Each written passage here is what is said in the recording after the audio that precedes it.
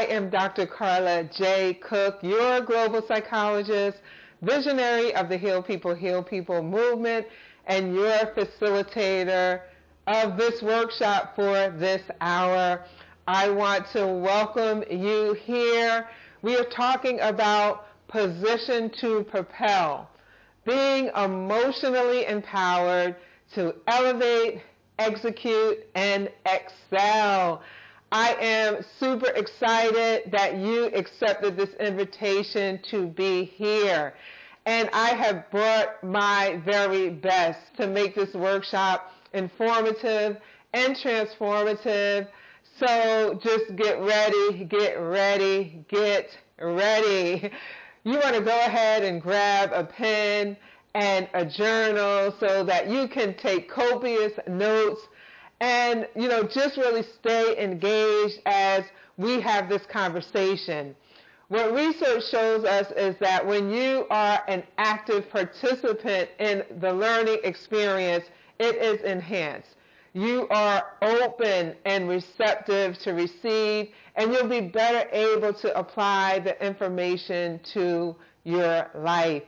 So let's go right ahead and jump in. And let me just tell you briefly about what you can expect from this workshop. So, we are going to address breaking free from barriers designed to hinder your progress. We're going to drill down on why you need to be emotionally empowered in order to propel. And we're going to look at 5 master keys for your consideration about being emotionally empowered to elevate, execute, and excel. So we've been talking about propel. And let me just define it for us here so we can be on the same page. To propel is to move in a certain direction that is typically forward. It's about being pressed or pushed forward by force, or to go forward by means of a force that imparts motion. So when we think about propelling, we think about advancement, movement forward, and progress. God wants you and I to propel. It has been declared. It has been spoken prophetically in this atmosphere for those of us that have, yes, an ear to hear and then a heart really to believe it, that it is so. But, yes, I said but, but is an interruption. It's a pause. And the reason we put that pause right there is that, yeah, we can receive it, but we can also get in our own way. Yes, you can unfortunately be the factor in disrupting your own advancement, as well as like that interference, the obstruction, and the blockage in just achieving the fullness of the place God has you propelling to. This is why we really want to be positioned to propel and be positioned properly to propel. So let's just think about the Israelites and having the opportunity to be propelled into the promised land. They were right in position, right? Just like us, standing right at the threshold of advancement, of movement forward, and of progress, right? So the Israelites, right in Numbers 13, Moses, he sends those 12 spies to spy out the land, and they did so. However, they were in their feelings, and they were living in their past. They were full of fear. They murmured and complained about their condition. They wanted to go back to what God had brought them out of. They wanted to just give up. They saw themselves as insignificant. And for these reasons, they wandered in the wilderness for 40 years. Now, what if you and I are carrying some emotional roadblocks that are barriers to us really receiving our blessing to propel? What if? Imagine that. So let's be clear that for the Israelites, right, life had been lifing. That's what the young folks say. Life was lifing. They were a people who had experienced intergenerational trauma. They were grief-stricken. They faced homelessness and food insecurity. They had a lot of uncertainty. They were learning about this God who had chosen them as his own. They really were not in the position to propel because they were psychologically wounded and they were emotionally immature. Yes, psychologically wounded, emotionally immature. We'll put a pin right in that.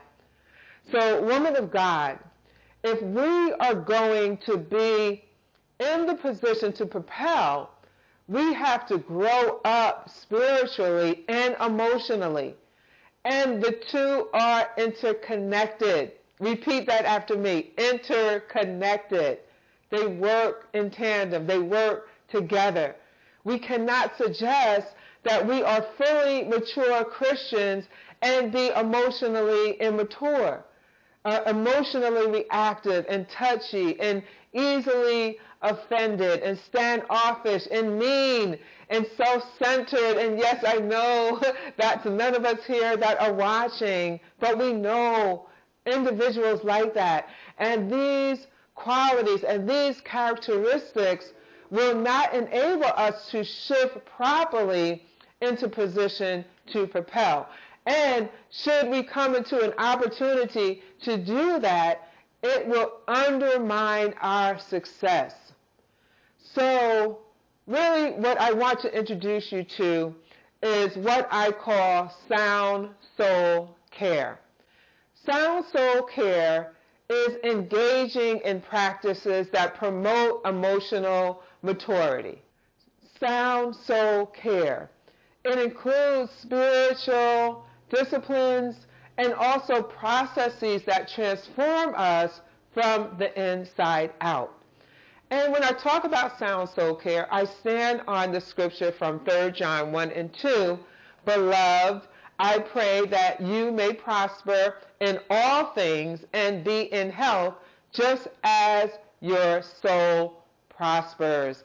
And so that word prosper, or to be prosperous, means to succeed in something, succeed in reaching your destination, succeed in your business affairs, succeed in your goals, succeed in your life, to be successful in advancement, in moving forward, in progress, to be successful as you propel. And it talks about your soul prospering. And that means really in the Greek that our soul can have a prosperous journey. A prosperous journey. That is so important. Yet we can be hindered in that. And I want to look at 3 reasons, 3 things that hinder us. So, number 1, we do not talk enough about being good stewards over our souls. The soul, which includes the mind, the emotions, and the will. We can live a soulish life. That is, we can be led by what we want to do over God's will. We can be led by how we think and how, we feel at any given moment, or how we can kind of just stay stuck. And so we want to be able to grow up and mature so that the soul is in position to propel, because it will yield. It will yield to serve the Spirit. And therefore, it'll be in alignment with the will of God. It is, number 2, a human tendency for us to just see ourselves in a favorable way. And that limits our growth. the scripture says it this way: all of the ways of a man or a woman are right in her own eyes. So we have to be balanced. We have to be honest with ourselves about areas that we can improve on without being in a place of condemnation. You know, this doesn't mean that we don't embrace all of us, all of our positive qualities and, you know, stand in our fierceness. No, it just keeps the door open to knowing and desiring to keep growing, to keep becoming, to continue to evolve. And so the other thing that can hinder us is a belief that once we mature emotionally, we have arrived. And while, yes, we are definitely in a much better place, emotional maturity is like a muscle. It must be exercised or it will atrophy. So we get to a place where we feel like we can rest, and that's just not the case. And then there's also this reality about the ups and downs of life that will just challenge us, or at times when God is stretching us. And so there's the need to make adjustments and to learn to apply what we know and to just do it in new ways and apply it to new situations and develop other aspects of tools that are available to us. So those are the things that hinder us. So as we talk about sound soul care, one of the things that we have to just accept as really important is that the body, the soul, and the spirit, they are each in their own function important. God was intentional when he gave us 3 parts. So we cannot minimize any one of them as inferior or, you know, less significant than the other. To God, in fact, right, the body serves the soul, and the soul serves the spirit. And as we engage in sound soul care, it's related to helping the soul to yield, to surrender, to submit, to serve the spirit well, to grow up and mature, and to practice things like the gift of shut up when everything in us wants to rise up, to be content in waiting without complaining, to be forgiving to others and to ourselves. This all allows us to really tap in to the Spirit and to be Spirit-led and hear God and continue to grow in Him.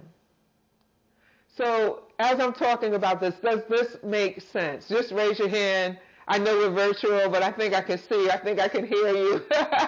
So just holler back and say, yes, like this definitely makes sense. Sound soul care is so critical, and it's so important in us being in the position to propel. So I have shared all of this about propelling, really enable you and us to be in position to propel.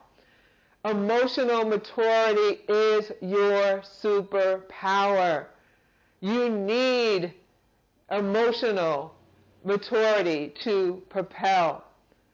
Emotional empowerment, it will place you in the proper position to advance, to move forward, to progress, to propel in God-ordained directions and in the fullness of becoming that representative of Jesus and who God has called you and called me to be. Being emotionally empowered, let's just look at that. It is a principle. You want to write that down. And being emotionally empowered is a principle. It's a truth. It is a biblical concept that we can stand on to live a successful life. It's an example of how our soul can have a prosperous journey. So let's think about emotional empowerment as a concept that really helps us to understand that we have the ability to function optimally on an emotional level and to thrive in life within various domains, multiple domains, relationally, intellectually, financially, psychologically. And so what does this mean? It means that we have, one, a relationship with our emotions. To be emotionally empowered, we have to have a relationship with our emotions, all of our emotions. My motto actually is emotions are messengers. I actually, even in my vending table, I have a coloring book. Emotions are messengers in color. And so emotions, they inform us of action to take, directions to go in, and areas to address. So we can lean into vulnerability and fear and anger and sadness. We won't live in the land of toxic positivity where everything at all times is about being too blessed to be stressed. We won't be avoiding negative emotions or living in denial. So we would have, therefore, an appreciation for all of our emotions, which helps us function optimally. I hope it's okay for me to just have a moment of transparency with you. So what some of you may have read about me, you may have known about me, is that I am a minister. I'm the global psychologist helping women entrepreneurs take care of the business of self to be successful in business. I've clocked over 60,000 hours of study and training in the field of psychology. I serve as an expert witness in legal matters involving trauma. And I have like close to 100,000 hours in client contact hours. But what you probably do not know about me is that I was broke and broken. I had to develop a relationship with my emotions because we were complete strangers. And it not only limited my ability to connect with other people, but I wasn't even connected to myself. I connected to the pain of others really in order to feel. And in fact, I had an addiction, and the addiction was to pain. And I had created a monument to pain in my life. I mean, I even became a psychologist. And so it really was a process to develop a relationship with my emotions and then to extricate myself from systems that I had built all around this problem of pain. And so how did I do that? Well, one, it happened over time. And it really started when I was exposed to the field of psychology. I was exposed to information, reliable information. I had this exposure through reading and through learning. And it happened through therapy. I always say that I am so proud to have sat on both sides of the couch. You know, I had to recognize in myself patterns and cycles that I lived through, and I had to have the courage therefore to live differently. I had to want purpose more than I wanted pain. I had really to make very, very difficult, challenging decisions to free myself from people, places, and things. I mean, it really is a part of the human experience to have to meet ourselves, to meet the person we became or have become because of life experiences and choices and challenges that stretch us out of our comfort zone. I mean, have you ever had to see yourself and know you couldn't stay the same? You may not have known how things were going to change, but you were clear in that moment that everything needed to be different. It's standing in the truth of all of the emotions that are associated with that moment and appreciating each feeling and valuing the emotions that have become messengers for us. So yes, we have to continue to stay connected in relationship to our emotions. Just like relationships in the natural. If we are distanced, if we distance ourselves, or if we lose touch, we'll compromise, right, the bond, and that will be a disadvantage for us. So as we look at being emotionally empowered, it means that we are in relationship with our emotions. The next thing we look at is the fact that we can recognize our emotions at any given moment in any given situation, and we can utilize that emotion as motivation. We can actually refer to this as emotional management. Emotional management. This is where we can regulate our emotions. Our emotions are not in the driver's seat of our life, dictating what we do and what we do not do. So we understand through emotional management that our emotions are, we understand where they are coming from. We understand that if I get triggered, if I notice something or I feel something, what that might be associated with, something that I saw, something that someone said, something that I did. We are able to have that connection in the present. And we see how emotions, right, are helping or hindering us, and therefore we can either press in, right, because they're helping, or we could pivot because they're hindering. We can, at this point, intentionally shift emotional states.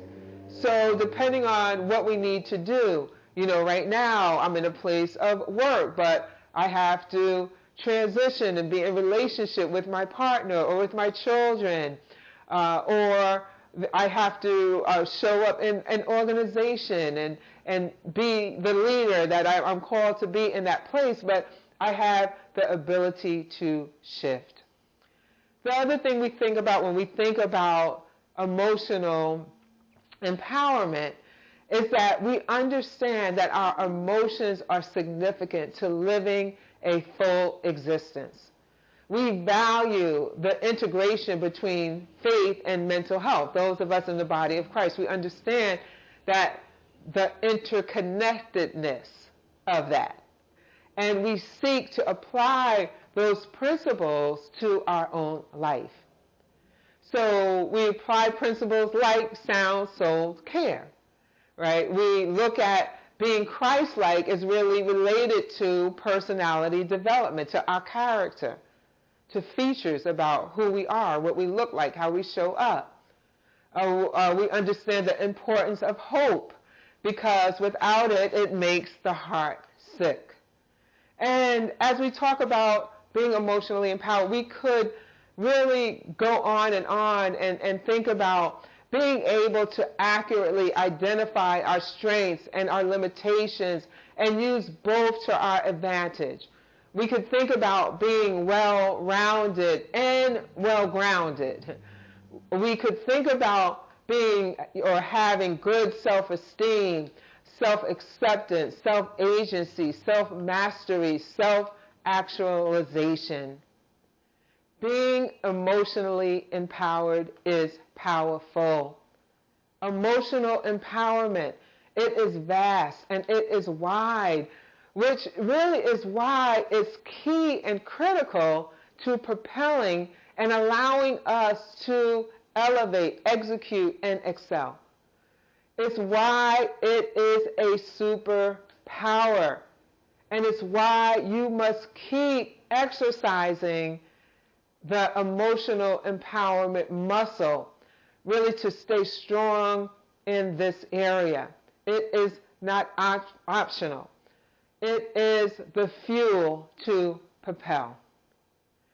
So let's just pause and let's just breathe all of that in. Okay, let's keep going. Let's now consider 5 master keys to being emotionally empowered to elevate, execute, and excel. Now, you, for number 1, as we move into this, you have to heal. For many of us, the first key will be to heal, to deal with experiences that maybe have not been addressed, and knowingly or unknowingly are affecting how we show up or how we don't show up in the world. You know, I admit and I agree that we are resilient. We look good and we do well. But what if I, through being emotionally empowered and through healing, what if we could reach higher heights or experience like greater internal strength as a result of giving yourself the gift of healing? A deep inner healing that really takes place like as a result of being in relationship with a helper, with a person, with a therapist, with a coach, right? Iron sharpens iron. But often what happens is that we try to get sharper on our own. Anyone else ever been there, done that? Anyone other than me been there and done that? Like there is still a stuckness with a mindset of that I can do this on my own. Or let me just keep at it. Or things will change, which causes us to suffer in silence for longer periods of time. And at other times to just not walk in optimal functioning, which means we're not advancing, we're not moving forward, we're not progressing or propelling at the rate, the speed, the direction that we want to go in. You know, as we talk about healing, when you get my book, there is a chapter on support. And it really talks about, you know, how to connect with a therapist. There's a checklist for things that you want to keep in mind, for how you know that you're with the right person. And so you definitely want to have that in your hands. So we are healing. I think the other thing to lift up, because I imagine someone may be saying, well, that really isn't a takeaway for me. But what I want to say is I've noticed that so often when we talk about healing, we look at it like as a final destination, as a place that we want to get to and where we will park and where everything is now behind us and we no longer, you know, have to really kind of look at it and it's not going to hinder us. And to some extent, that is true. But the reality is that we actually park at a rest stop as opposed to it being a permanent location. The other thing is that about healing is that it is ongoing because we are continually moving into like new stages of life, new phases of life that we need to master. But also at times it makes us revisit old wounds in different ways. Or we will need to have like the tools that we used previously, we'll have to learn to apply them to new situations, right? It doesn't exempt us from doing new work, possibly in new ways. I think about the fact that I remember like addressing family patterns early in one of my first therapies and really getting resolution. I got the resolution that I needed, but it didn't mean that I didn't have to go back and take a look at my family from another angle at a later time based on where I was right at that point in my life. So for some of us, getting married or divorced, it's going to bring up experiences and internal conflicts that we need to just explore, just at a higher level, at a different level. Sometimes it's like having children or a child reaching a certain age that serves as a reminder of our own life, right, at a stage in our own life. And sometimes that becomes like a catalyst for revisiting a life experience or pain. It could be aging or illness that can trigger something that causes us to be in need of healing in new ways. Great things like getting a promotion, starting a business. Sometimes that creates the need for support. So we cannot be emotionally empowered if we don't take the time to heal. If we don't keep a mindset that healing is continual. If we don't accept the gift of healing and just lean into it when needed. When we are healed and whole, we are emotionally empowered. We are what I called healed people who heal people. We become intergenerational healing carriers. We are gifts in the world. We are able to operate powerfully and intentionally and in purpose on purpose. So we have the key to heal. The next key is to seek out psychologically safe environments. Say that with me. Psychologically safe environments. Environments that are supportive, spaces where you can ask for help and you can get support. You can lean into mental wellness activities that enhance your life. You can feel supported when you share aspects of yourself. You can be yourself without the negative consequences like feeling judged or shame or being ostracized from the group, or you can speak up appropriately without fear of retribution. So environments, whether they are at work or friendships or partnerships or family, institutions, organizations, church, within systems that impact how we feel, what we do, and how we develop. Like toxic, exhausting spaces, it steals and it drains our energy. It slows us down. It slows down our progress.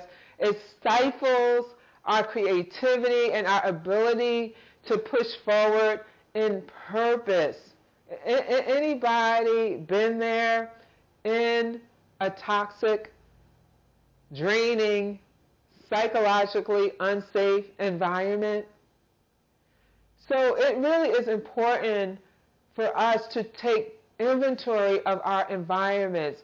And as we take inventory of our environments, we're going to need to make some decisions about where we are at certain times, about who has access to us and how they have access to us. We may need to make some changes, and we may even at times need to put some within the restrictions of where we are, we may need to put some barriers in place, or boundaries, I should say, in place. So it may be on that job that, so there are some real, restrictions there. And so, therefore, it's the strategy about how to manage or fare well. With family, we may have to put boundaries in place. With a partner that has the capacity, it's about asking for what we need so that they can respond to that. With work, sometimes it's about how we think about things, the perspective that we bring. And so, thinking about, okay, I'm going to keep my eyes on the prize. Knowing I'm in this situation, but I'm not going to practice self-silencing. That's basically not speaking up, right? Or I'm going to join a support group. I love LinkedIn. Many of you may be on LinkedIn. I'm on LinkedIn. Let's connect there. But I see so many black women and, black women and women in general talking about toxic workspaces and talking about how to navigate it, how to shift it, how to get out of it, how to fare well in it. And so we want to look at, being connected with supportive groups that get it, understand it, when we find ourselves in those situations, so that we can begin to shift out of it and that we can begin to manage while we're still in it. And so as we talk about psychological safety and being in psychologically safe environments, we also have to be mindful to be psychologically safe individuals ourselves. Being healed people who heal people. Being that living epistle that people can read. Psychologically safe spaces, they create the perfect environment to live out as an emotionally empowered woman who empowers others. So we have healing, we have being psychologically safe, and the third key we're going to look at is to stress less. Stress less living. So we want to be able to keep negative stress to a minimum. Let's be clear, stress is always a part of life. And I think the other reality is that for some of us, there are more chronic levels of stress, higher levels of stress. Sometimes, we just want to put that on the table, the fact that sometimes we're in situations that are hard. We may be caretakers or have chronic illnesses or, just based on the roles that we have. As we think about stress less, regardless of where we sit in this continuum, some things to be mindful of is put the oxygen mask on yourself first. Prioritize yourself. Make room unapologetically and without guilt, because nothing will work if you don't work. We also have to begin to redefine what it means to be strong. Being strong can look like pausing. It can look like getting help or resting. When we are well, we will serve other people from a space of being full. I was thinking about a survey. The American Psychological Association does a survey each year, and they look at stress levels among adults. And when the adults, the individuals that responded to the survey, what they said is that they don't do enough to manage the stress.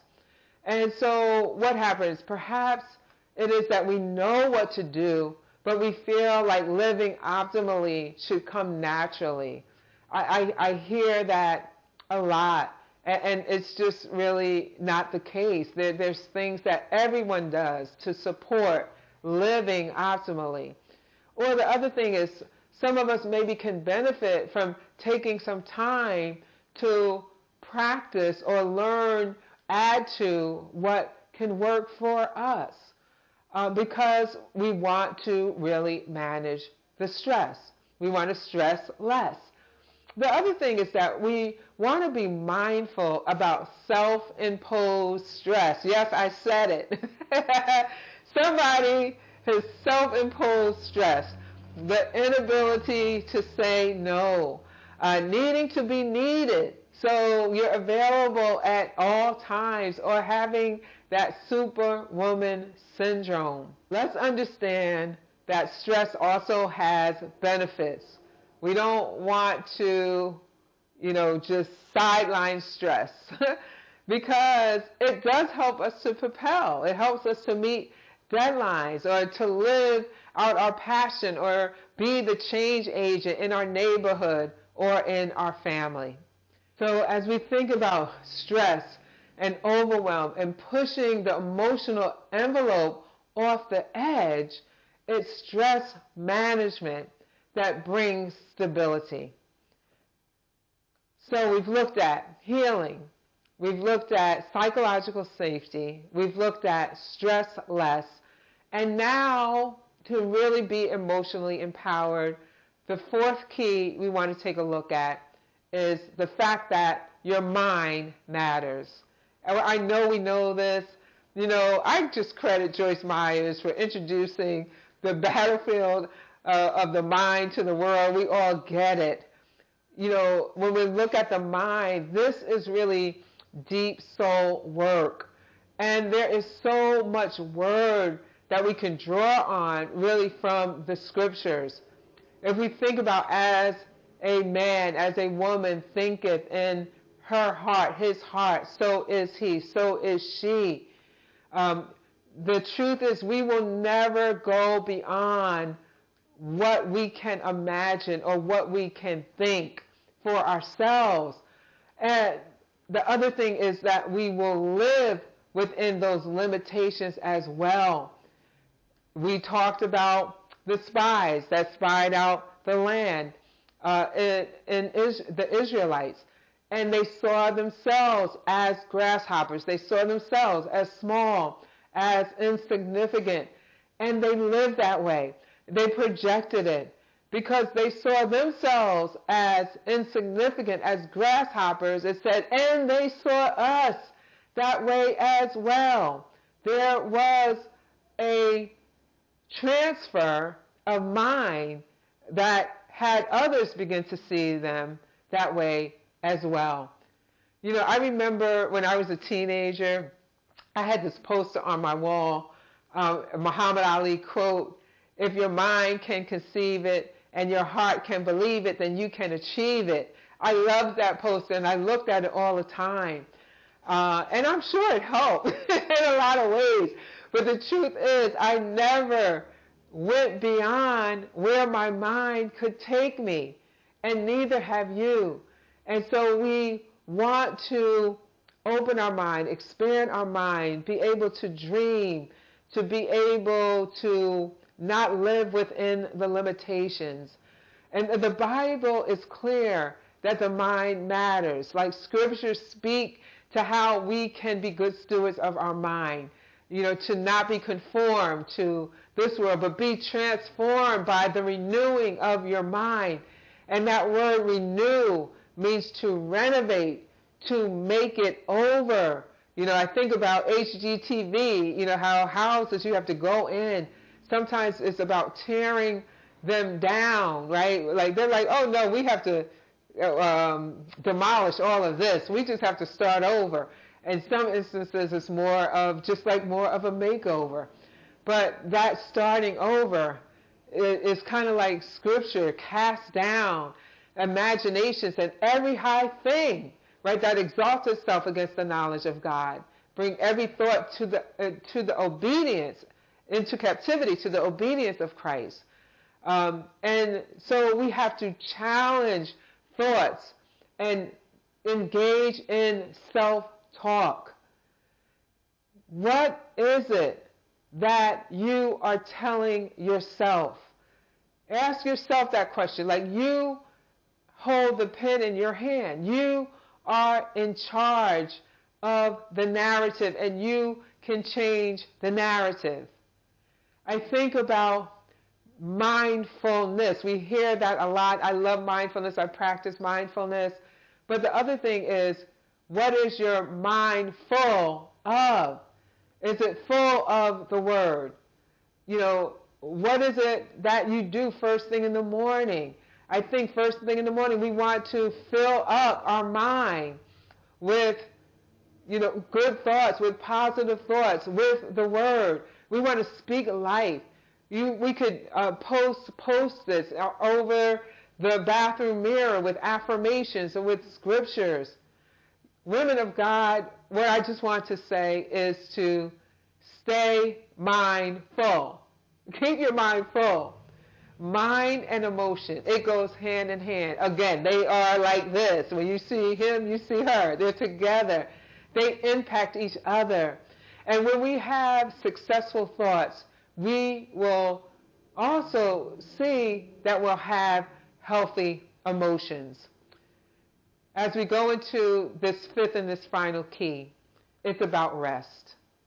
We are busy women. We are passionate, and we are driven, and we are impacting the world. And often, in addition to that, we are fatigued, overcommitted, overworked. And there are times when we are even on the brink of burnout. We need to rest. There are studies that look at drowsy driving from the lack of rest, and they compare it to drunk driving. And it shows that 20% of accidents are due to driving while fatigued, tired, sleepy. And that really shows us how our functioning is compromised when we don't get the rest that we need. When we don't get rest, when we're overtired, we're irritable, we are lethargic, we have low energy, and we're just not the best for those that we love, and we're not the best for ourselves. Rest engages in the body the parasympathetic nervous system, the part of our nervous system that activates peace and calm and tranquility. So just unplugging, deep breathing, power naps, a good night's sleep, they all are important. Sleep is our body's natural way to rest. And during that time, we are being restored. Cells are regenerated. Our immune system is being strengthened. Hormones are being balanced. Our muscles are being repaired. And our memory is being integrated. Rest is biblical. God rested. And he rested to show us that we should rest. He didn't need rest, right? He was serving as a model for us because he doesn't sleep and he doesn't slumber. But we do. We need sleep. But we know this, and yet we often push ourselves to the limit trying to meet the daily demands of life.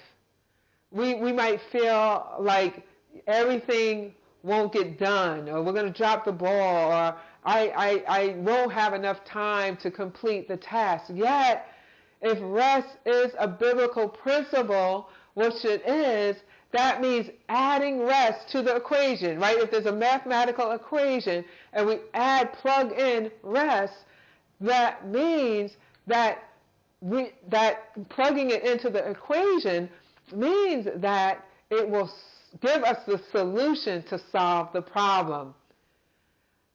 Without rest, we'll get in the wrong position every time. We might feel a sense of satisfaction, that the task is done, the task is complete. But there is a cost on the back end. So we have to be intentional in getting rest. We need to live within the perspective that rest is sacred. Rest is restorative. Rest provides us with fuel that's needed to propel. If we pour out all that we have, right? Let's just check this out, right? If this is us, and we pour out all that we have, and we are on empty, then and we're on empty from this lack of rest, there's nothing left to launch us. And I want you to really think about, as we're talking about this, think about a spaceship. And about that spaceship, or, getting ready to launch, or that rocket getting ready to launch. It's about to being propelled. It's about to go forward by means of a force that imparts motion. That's you going into your future. So just get this in your mind's eye. And think about the fact that I noticed, and I looked up, I read a little bit about rocket ships use what is said to be 90% of the fuel to get into the stratosphere, to get into outer space. The fuel is what serves as a propellant. Fuel for us women of God is getting enough rest, which will fill you with the energy inherent in being emotionally empowered. Whew, my goodness, we have just gone through these 5 keys. I, really pray that you are encouraged in God with this teaching, that you are in the position to propel by being emotionally empowered to elevate, to execute, and to excel. I thank you for your time and for your attention and your investment and you staying to the end and valuing what was shared and applying the principles to enhance your life. I want you to just look for me. Look for me. Let me know that you watched. Let me know what your takeaways were. Talk about this, even in Wova. Tag a woman and say, look, you need to watch that virtual workshop. Be a healed person that heals other people. We don't keep information to ourselves. We share it. I will be looking for your shares. Listen, make sure you also stop by my vending table and one, come and say hello, but you also want to take a look at Healing Outside the Box bundle. Also, you'll want to just follow the QR code that's actually right on the screen because you're going to get a free mental wellness manual. That's right, I said wellness, the kind of rich money can't buy. And then make sure to follow me so I can follow you on social media. Follow me on IG, LinkedIn, TikTok, Facebook, all handles. I'm at Dr. Carla J. Cook. Listen, it has been my complete honor and privilege to serve you. God bless you and be well.